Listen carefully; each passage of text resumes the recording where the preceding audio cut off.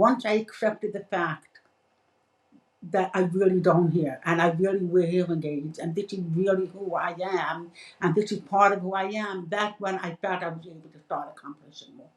I feel very humbled because I've been through stuff that I wouldn't wish upon anybody, but it came straight from God, from Hashem.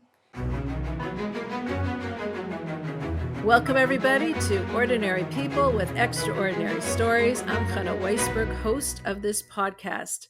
Joining me today, I have an extraordinary woman. Her name is Libbi Kakon. Libbi lives with hearing loss. Now, despite her hearing loss, she is an incredible woman who has tremendous accomplishments. She is doing this interview actually by reading my lips, as well as using her hearing aid to hear a little bit. And so you'll have patience with us, I'm sure, as we go through this interview. Libbi is extremely accomplished despite her hearing loss. She is a life coach. She is also a licensed yoga teacher. And aside from that, she is a fundraiser for a special yeshiva, a special school for high school students who are hearing impaired and have hearing loss. She is the fundraiser of this yeshiva, and she annually raises over $1.3 million. Welcome, everybody. Let's welcome Libbi Kakon. Libbi, thank you so much for joining us. It's my pleasure. It's very nice to be here, and I feel very honored. Thank you. We're honored to have you. Thank you, Libbi. Both ways. Thank you. Libbi, tell us a little about when you learned that you had this hearing loss. At what stage in your life did you learn about your hearing loss, and how did that happen? I suspect that I have had hearing loss since I was born. It may have been progressive.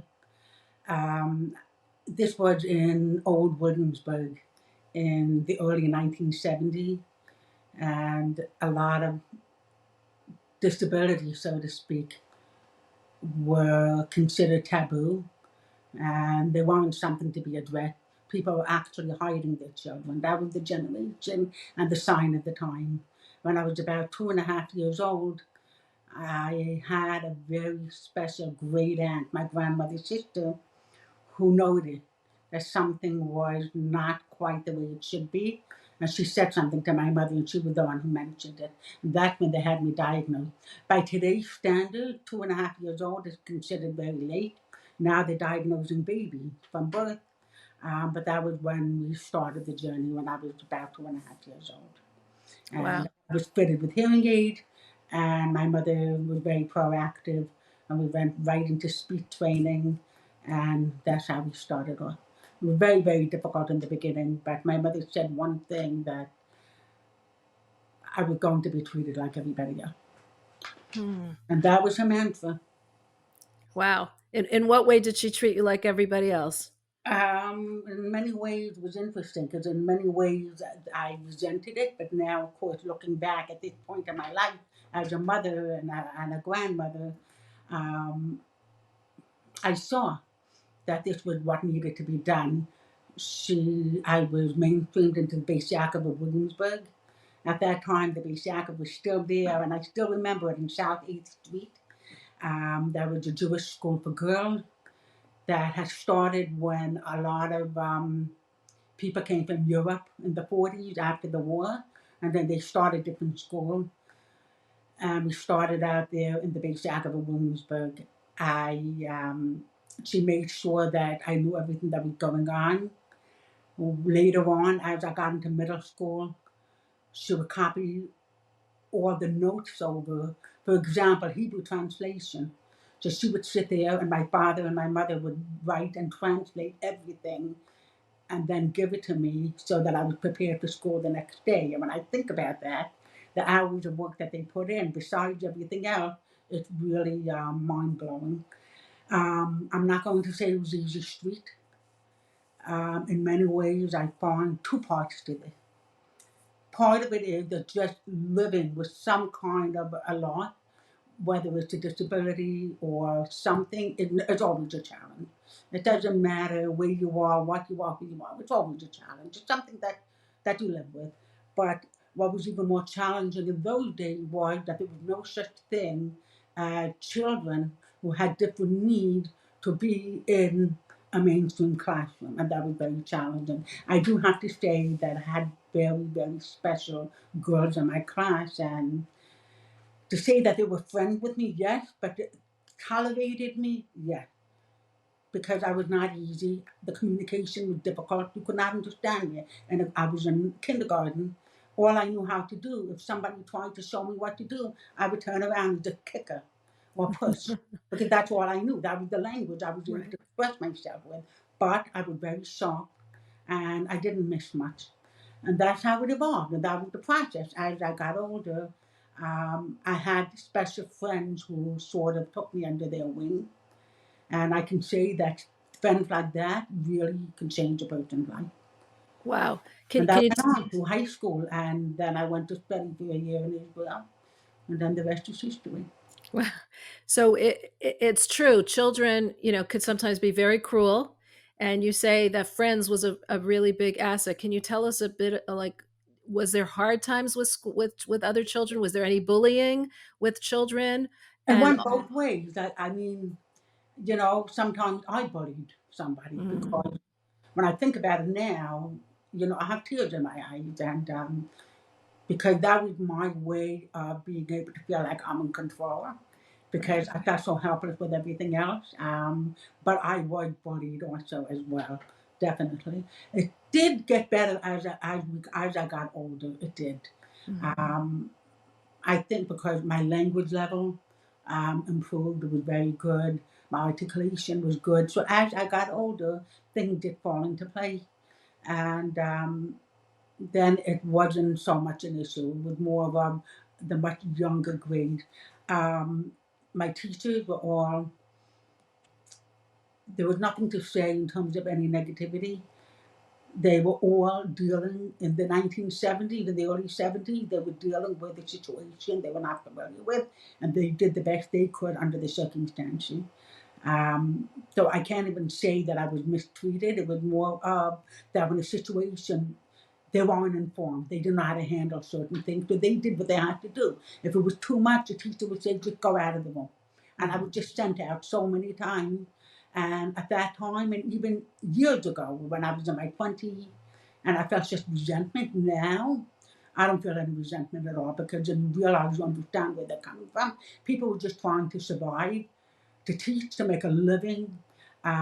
Many people were poor in those days, and they had a family to raise, and they were just trying to do what they could do under the circumstances. So that's something also that I find that I have a lot of compassion now, and it's a very good feeling.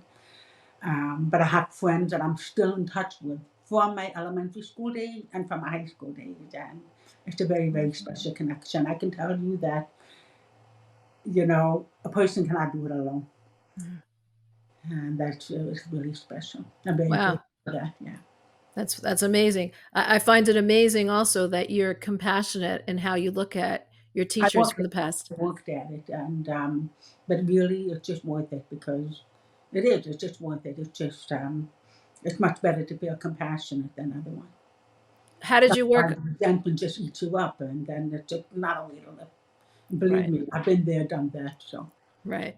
So, can you tell us a little how you worked on that? How do you work on that for resentment? example, with the hearing loss, let's focus on let's say the hearing loss, for example. That it's not about people, and I don't want to be negative.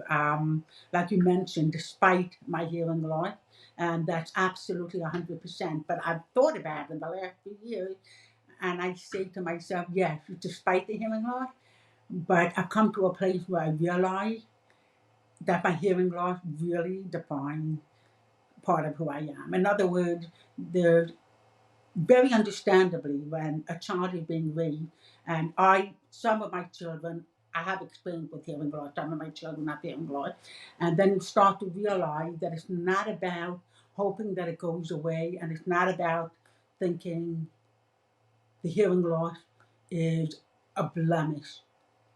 It's really part of your journey, who you are, and to incorporate that together with your strength, to do what you have to do in life. So the truth is, to be honest, once I accepted the fact that I really don't hear and I really wear hearing aids and this is really who I am and this is part of who I am, that's when I felt I was able to start accomplishing more. Start making peace, Sometimes, and when I was growing up, I used to think, okay, I'm terrific, I can speak well, I can on and on and on, but it was more superficial. It was for me, it was more, for me personally, it was more superficial because it was like, oh, I don't hear, so I can do this. This is a much more, I feel very humbled because I've been through stuff that I wouldn't wish upon anybody, but it came straight from God, from Hashem. And I was thinking, I remember when my daughter was special needs was born. I have a 22-year-old daughter with Down syndrome who is severely autistic. She's 22 and now she lives in a group home in Williamsburg. They'll come around full circle. But I remember when she was born, and this was after a few children. And I'm thinking, I said, I don't hear. What more am I supposed to be dealing with? And this was other personal challenges, which I'm not going to go into, that I was dealing with so much. And I'm thinking, God, now you're giving me a child with special needs. And I said to my husband, we were so different. Now it's going to make us even more different. And he said to me, but we're different anyway. So what's the difference? You can't argue with that. But once you realize it's not about different, who are we different in comparison to? Who are we setting up as the point of reference? What do you mean different? We're all unique. And when we make peace with what we have, then it's no different than anything else. Mm.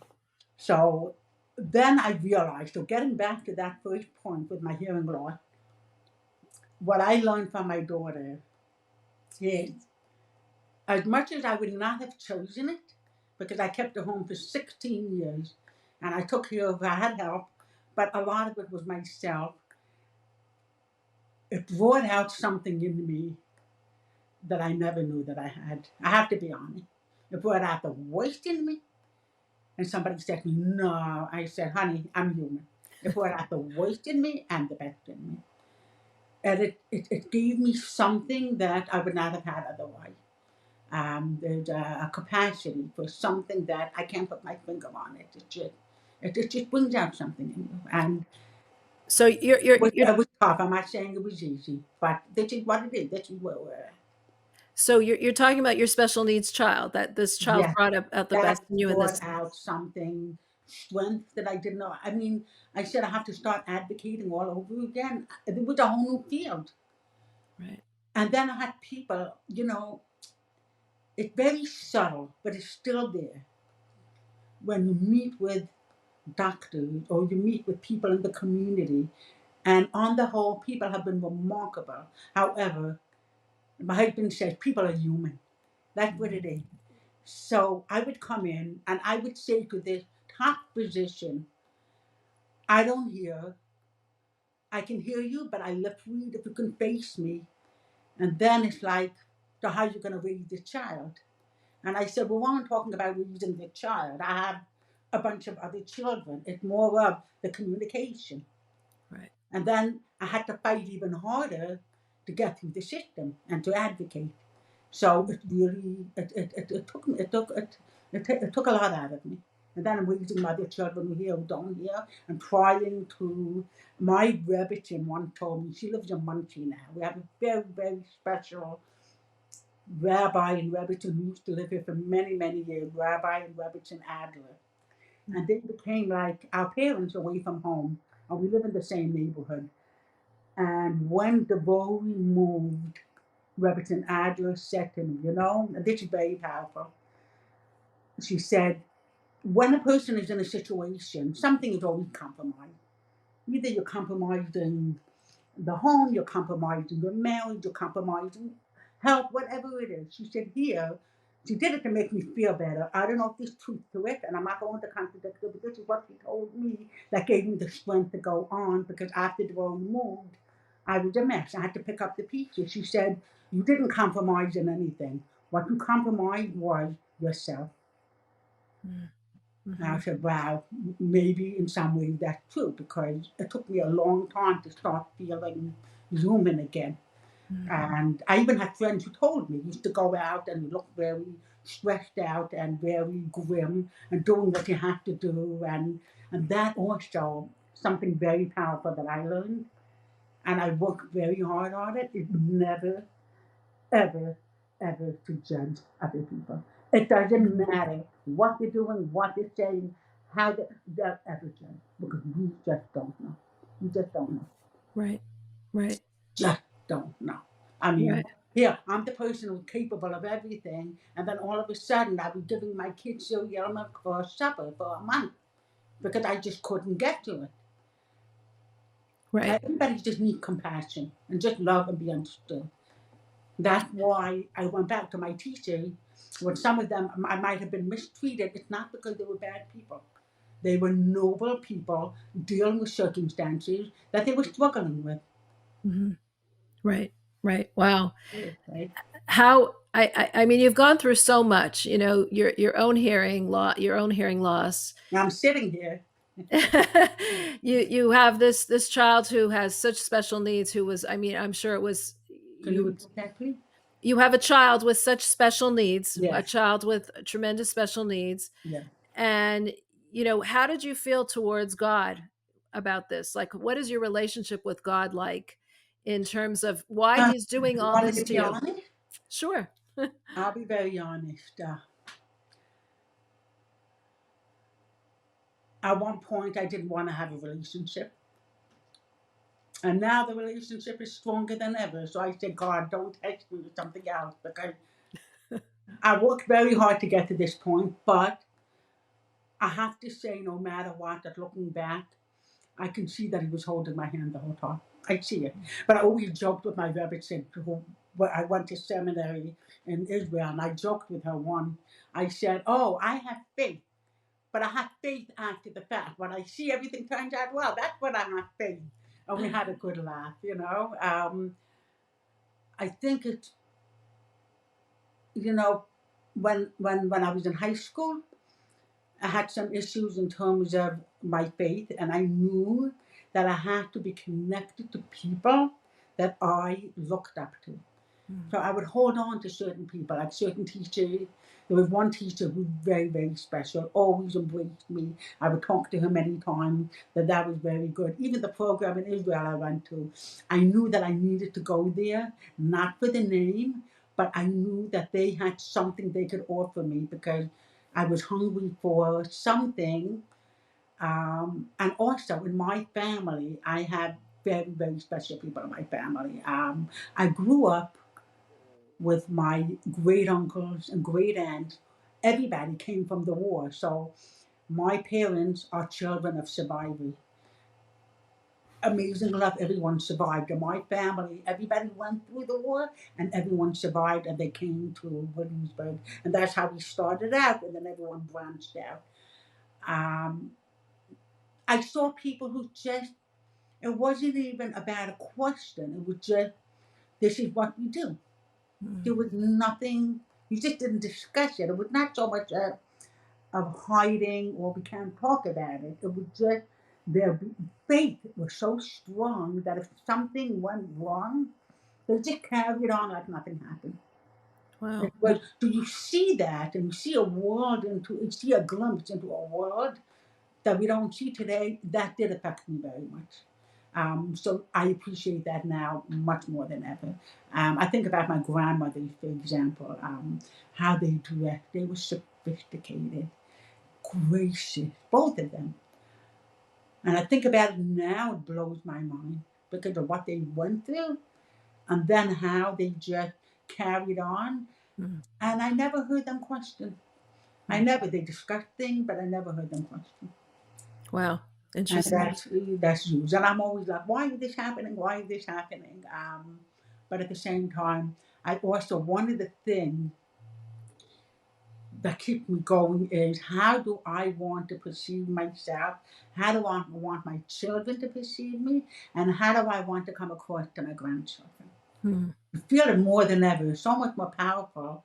I used to teach for many years also. And girl would ask me questions and we would discuss things. I discussed my hearing loss openly in the classroom. I taught English for 8 years at the base Yaakov here, and I taught them how to finger spell, sign language. Mm. I said, don't cheat on the spelling test because they could all sign to each other. But I never mentioned my hearing loss the first day of school. Mm. I would come in, did what I had to do. The second day, I would tell them about it. Interesting. And because I was honest and straightforward, I think it gave them something, or we gained from each other. What was incredible was that I really had a girl taking advantage Mm. because I was honest and straightforward about it. And I have to say that I made a lot of mistakes, and I still make mistakes. And then I just keep trying to do the best I can.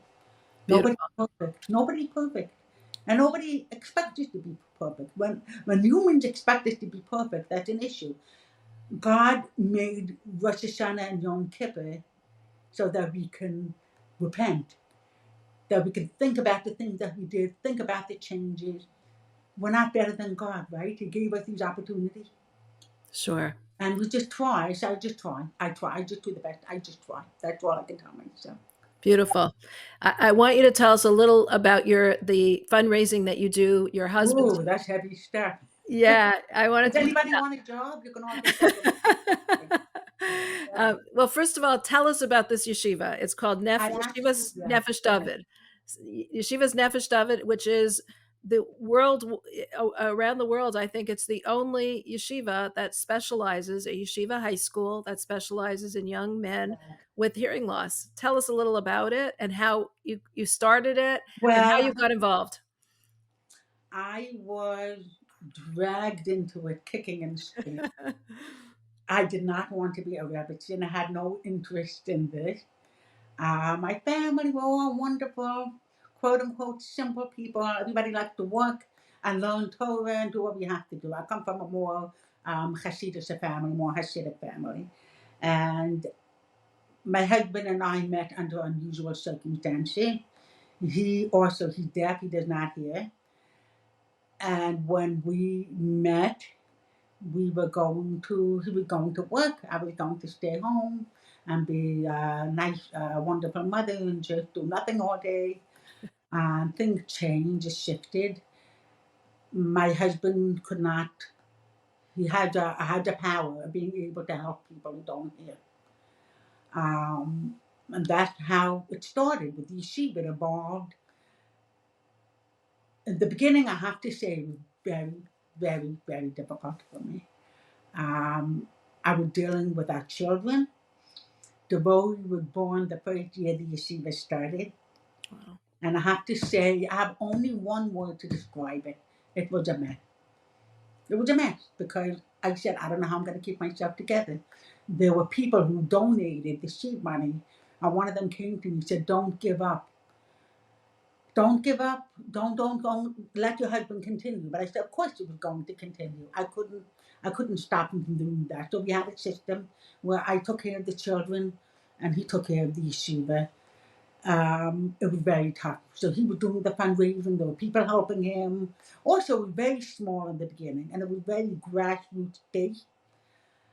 And then about 15, the yeshiva has been around over 22 years. And Devoe is 22, so the yeshiva was 22 years old. What happened was the yeshiva was going into debt, and my husband couldn't keep up. And when I think about it now, I don't know how he did it because he was running the yeshiva. We didn't have our own building at the time. We just got a building 3 years ago around the corner from our house. Small, it's beautiful, it's a game changer, and I'm so grateful to the people who made it possible. But at that time, the yeshiva was in a trailer somewhere, and we were running here and there and everywhere. My husband didn't have an office of his own in the yeshiva until 3 years ago. And then finally he said to me, and then people on the board and Rabbi Adler told me, you have to get involved with the money, with the fundraising. And I said, oh, no, no, no, no. And it's so funny because the people call me, they think I'm the smooth talker and I'm into money, and they don't know. Every morning I wake up, I cry, I davened. I said, Hashem, please help me. And I started, and I went back to a bunch of donors individually. I met with each one. And it actually went very well. I was able to get the yeshiva out of debt. And I told people, you know what it is? I'm very honest. I told them, if you can't give, it's okay. I will not talk about my donor with a negative tone. Everybody has to be treated with respect. Even if I feel you can give more, but it's not in my place to judge, because we talked about not judging people. If somebody says you can't give, who doesn't want to give, it's not in my place to figure out why. But it was a struggle. I did not look the way I do. I did not function the way I do. It was nonstop. The kid, the money, this back and forth. It was very tough. And then at one point, I even went to teach. Ironically, because the Beit Yaakov asked me, they were looking for an English teacher, and I said, "There's no way I have time to teach." And then my husband and I discussed it, and I ended up accepting the job, and I did it for 8 years.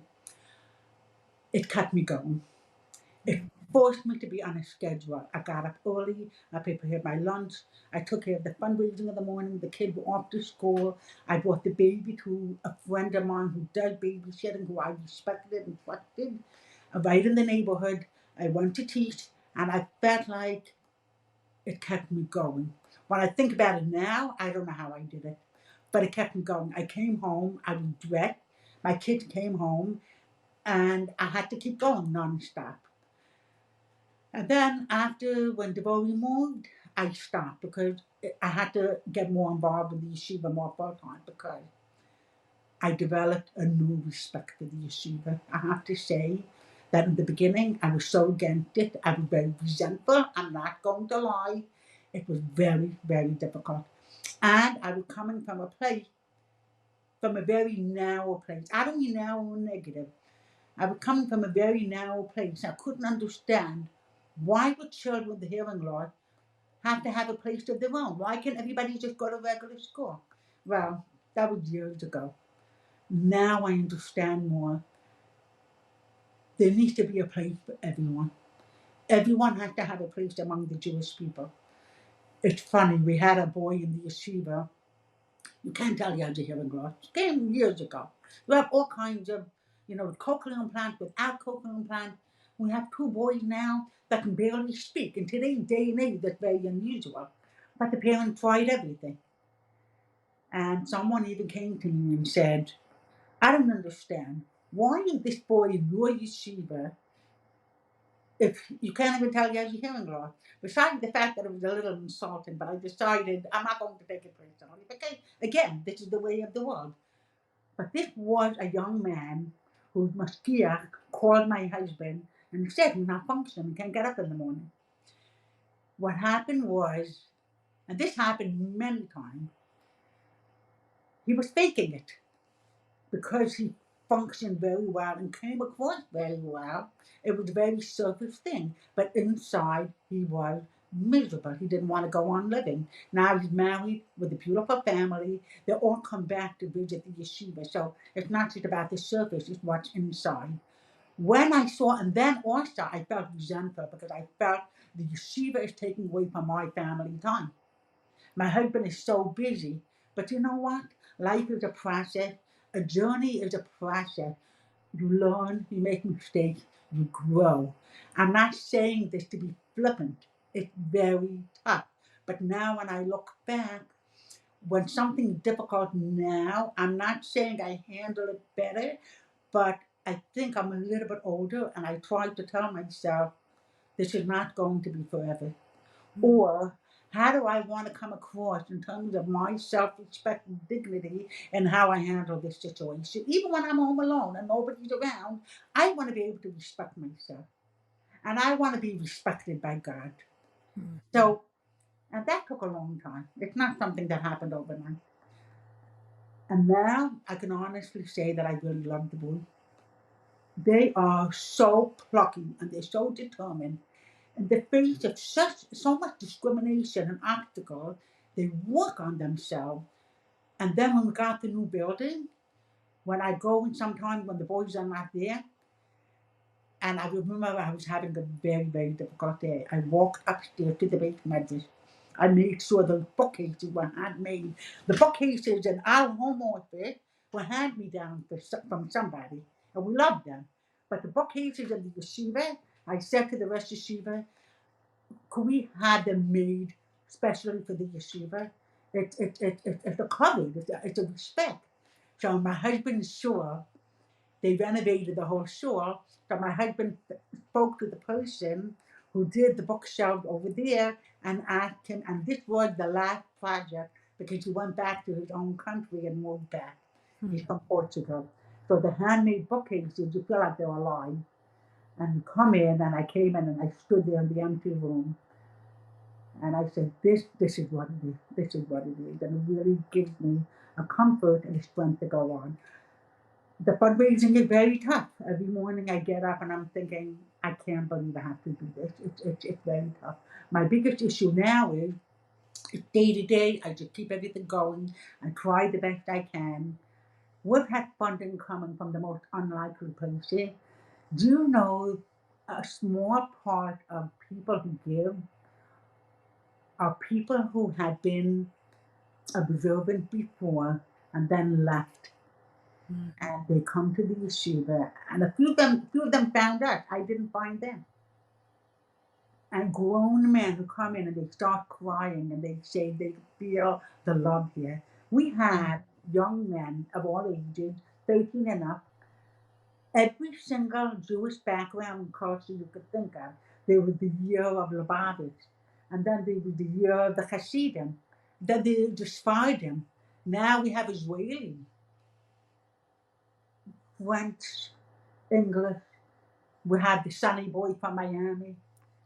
Now I have a place to stay if I want to go to Miami. It's very special. And that network broadened, and that alone gives you the strength to go on. At the beginning, it was tough, but now you feel like you see it happening, and it's really something special. So they come from all over. And the other thing is that there was Shiva, my husband. I come from it's interesting because my parents were, my father, who just passed away a few months ago, was very unusual in that aspect. He respected all kinds of people. He came from Satmar, but he was the rabbi in Tannersville, upstate New York, for many years. So we had people from Washington Heights, people from the West Side, people from other places in New Jersey, not Lakewood. And I grew up with Reform Jews, with traditional Jews, with modern Orthodox, with Chabad. So I did have that exposure that helped me to feel comfortable with all kinds of people. And guess what? It's kicking in now with the fundraising, because when I meet with all kinds of people, I'm very comfortable with them. Wow. And we could talk about anything, and I have no problem with it. So That's that's really I amazing. But my husband I really, he respects the boys for who they are, and he sends them back to their Jewish community and says, you do what you have to do in your family and your community. He doesn't try to make them into something that they're not. But he wants them to be wow. able to advocate for themselves and not to feel sorry for themselves, and that the human right is the strength to use, not a detractor from what they have to accomplish. Wow, incredible. Really incredible. And you raise like over $1 million every year, for these I Jews. think so. I look at the paper Wow. and my husband said, Libby, look, you did it. I said, really? What? I can't see the forest for the trees. I tried. Wow. I mean, we always have a deficit, and I think one of the keys is spreading the word, because, then it's just, I just keep going and doing it. I mean, we got to this point this year. Every year at this point, it's Modem and Achme. Thank you, Hashem, for getting us to this point. Wow. Yeah. Can you tell us, like, those of us who are listening to you speak, what should we know when dealing with somebody who has a hearing loss? How should we be more sensitive to people who have hearing loss? What are some do's and don'ts that we should or should not be doing? Question. I think just be natural. Nobody wants to be like nobody wants pity, and not to be patronized, Mm. and educate them. It's interesting. Sometimes a person will go out of their way, and it's a little bit too much. But I'd rather have it that way than the other way. And then I tell them it's okay, it's fine, you don't have to, or I'm okay with it. I think, I was talking to a young woman who doesn't hear one, and it was a tough situation because she's lovely. She said to me the way she speak and the way she act, she comes across very childish. I can have this sometimes. Sometimes because you're always looking and you're aware. Even when you have cochlear implants and you seem to be completely functioning like seamlessly. But there's always that little part that, so I'm talking about encompassing all different kinds of people, is not to patronize somebody who doesn't hear. Hmm. Right. It's not just, oh, they're human, they're just like anybody else. They know when they're being patronized. It's Right. very obvious, and people don't realize. Sometimes people can be nervy. That's okay. But sometimes you can ask them, "How should I be speaking to you?" They usually they'll straighten you out. There are Hmm. some people who are in denial of the hearing loss. They can't deal with it. We've had boys like that come to the yeshiva hysterical with a hoodie. I don't want anybody to know I have hearing aids, and that's tough. But once they get past it, they embrace it, and there is going to be discrimination. Most people, everybody means well. People want to help. People want to do. I think most discrimination is coming from fear and not knowing. Once in a while, maybe you have somebody who's not interested, but then it's also because it's a reflection of themselves. And or sometimes people are just not aware. It's so funny, somebody wanted to speak to me yesterday, and he knows that I don't hear, and I can use the phone. I have a closed captioned app on my phone, Hmm. and I said, "Could we FaceTime?" He said, "Sure." And I said, "So call me." And he just kept calling me, and he wouldn't FaceTime. And we've known each other for so long, and he still doesn't get it. And I said, "You know what? You have to laugh." I said, "Fine." He just doesn't. He said, "Well, why do we have to FaceTime?" I said, I've known this person for so many years. And I said, "Okay." Years ago, I would have been angry about it. Like, it's enough already. You just don't get it. Now, it's like, it's not my issue. Hmm. Can make it a problem. But the people, dealing with people who don't hear, don't approach us just to be nice. Hmm. If you're not interested, don't approach us. If you're going to approach us for a reason, then approach us.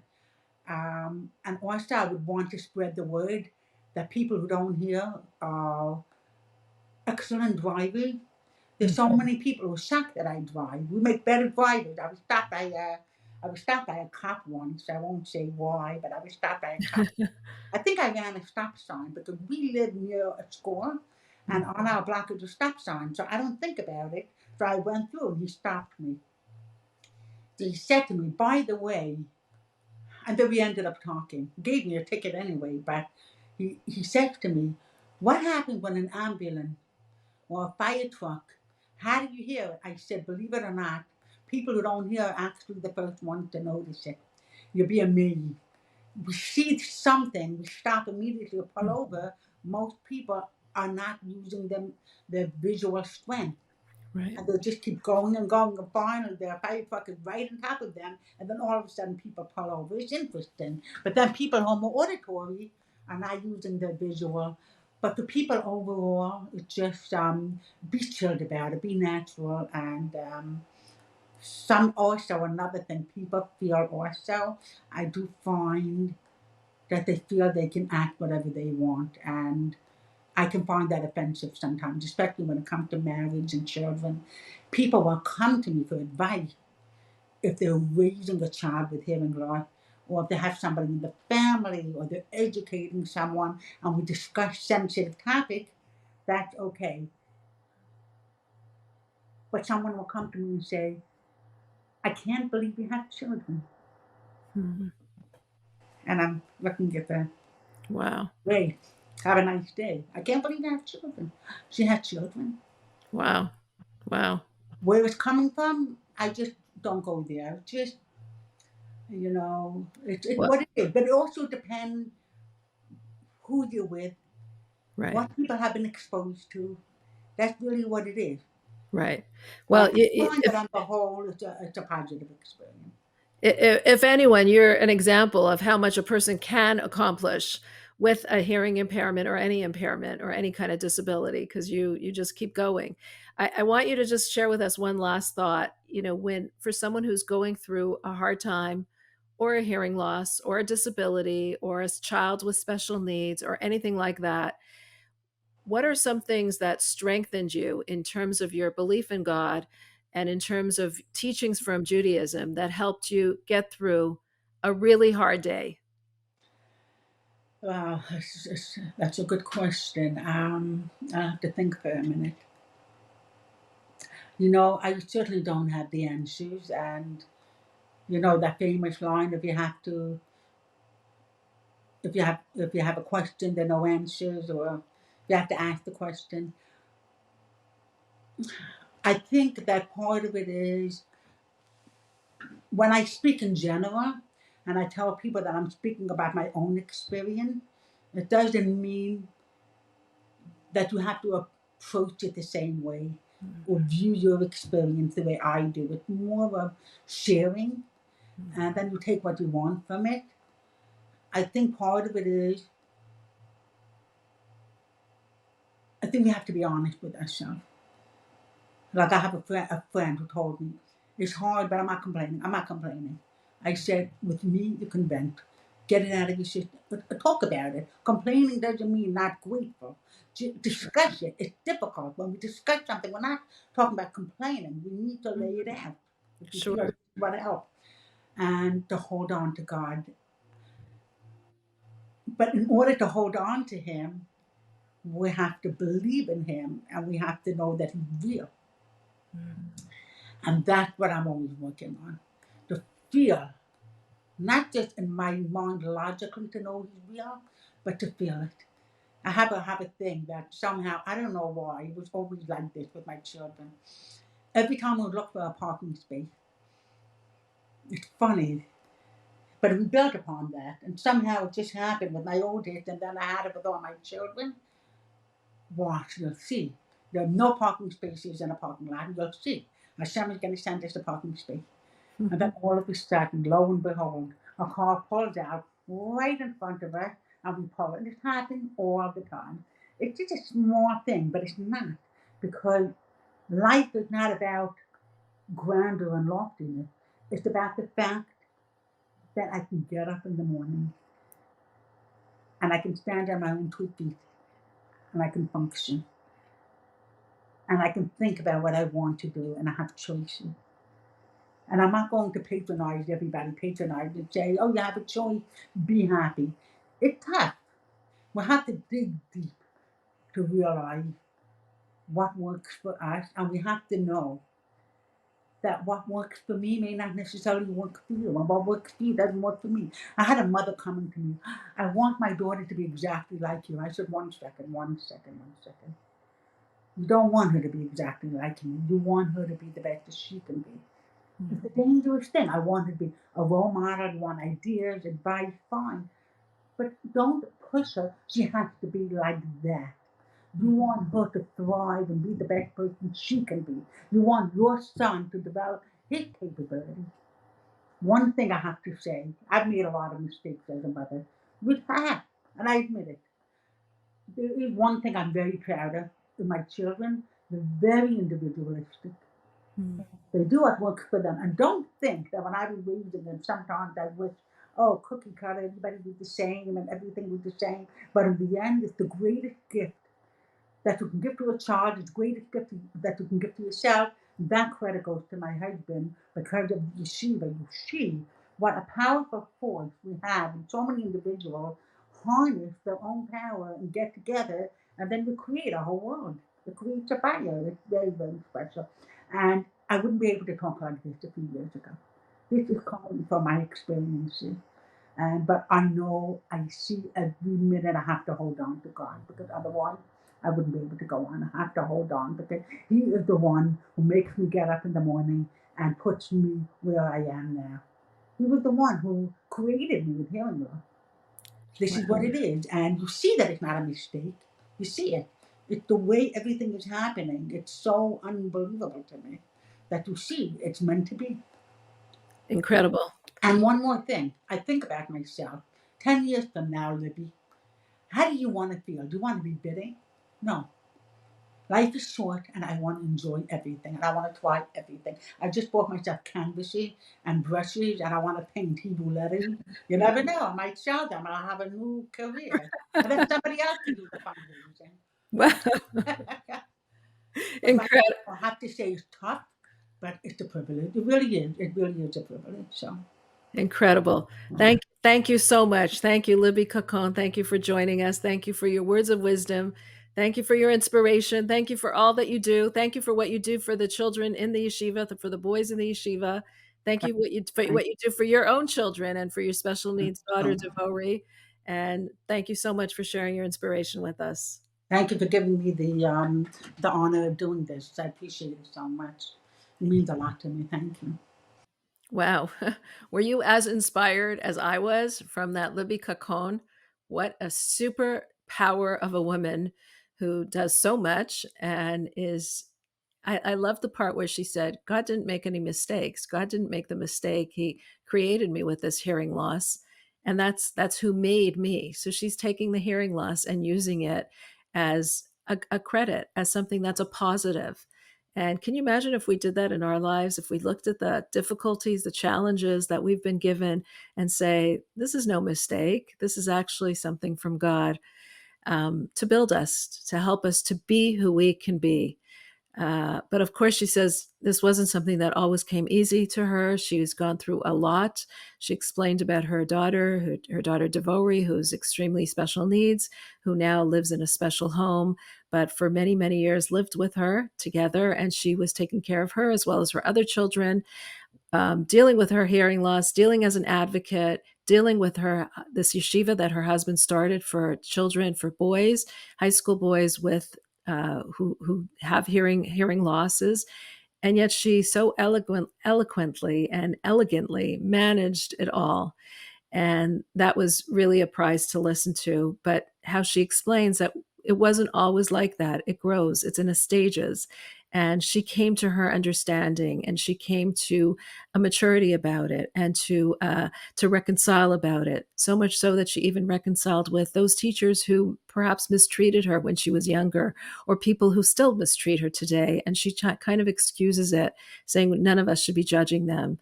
And I guess it's that attitude that really allows her to thrive in what she does, to succeed in what she does, and to live such a meaningful life. If we could look at those challenges that confront us, those people that perhaps are mistreating us, or those people who are not acting in the way that they should be, or situations or circumstances that aren't how we would expect them, and say, God doesn't make any mistakes. This is really what is meant to be for my own personal growth, to make me into the person that I can be. What a wow, what a perspective. If you enjoy watching these videos, please make sure that you are subscribed to Ordinary People, Extraordinary Stories. You can find us here on this page on Chabad.org. Make sure that you check off in that box, write down your email, and you will get it delivered weekly in your email box. Um, Also, if you are going for walks or you like to listen while you're cooking, we are on Spotify, we are on Apple. Please make sure that you follow us there. We're also on YouTube, so you can find us on all these channels. Please like wherever you can. We love to see those likes, and let us know your feedback. We love to hear from you. How did you enjoy this interview? What did you learn from it? What did you learn from Libby Kakon, from her disability, and how she uses her disability as her advantage, or from any of the other interviews? We love hearing from you. Thank you again for listening to Ordinary People with Extraordinary Stories.